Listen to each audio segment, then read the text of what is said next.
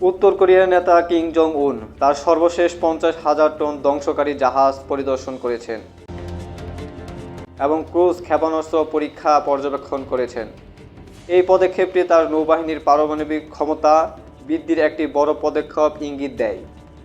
এটি এমন সময়ে আসছে যে ইয়াং অতিরিক্ত যুদ্ধজাহাজ নির্মাণে অব্যাহত রয়েছে। তার বলিষ্ঠ ক্ষেপণাস্ত্র কর্মসূচির পাশাপাশি সমুদ্র শক্তির উপর জোর দিয়েছেন, যার মাধ্যমে প্রতিবেশী দেশ এবং বিশ্বের মধ্যে নতুন এক প্রভাব সৃষ্টি করেছেন। এই যুদ্ধের মাঝে তিনি এই ক্ষেপণাস্ত্র পরীক্ষা নিরীক্ষা করলেন, যেটি বিভিন্ন দেশের মধ্যে পদক্ষেপ সৃষ্টি করেছে, উদ্বেগ সৃষ্টি করেছে।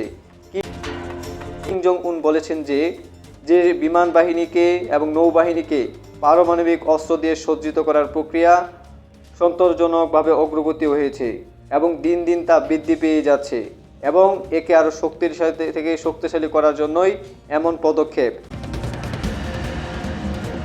তিনি আরও বলেন যে দেশটিতে সামুদ্রিক সার্বভৌমত্ব রক্ষায় এটি রেডিক্যাল পরিবর্তন আনবে। বলতে গেলে কিম জং উন দেখিয়ে দিচ্ছে দেশবাসীকে এবং বিশ্ববাসীকে কীভাবে সমুদ্র সীমা এবং আকাশ সীমাকে রক্ষিত করতে হয়। তার একটি ডেমো হিসাবে এটি তিনি বিশ্বকে দেখালেন, যার মাধ্যমে বলা যেতেই পারে কিম জং উন বিশ্বকে নেতৃত্ব দেওয়ার জন্যই এমন বড় বড় অস্ত্রাগার তৈরি করছেন।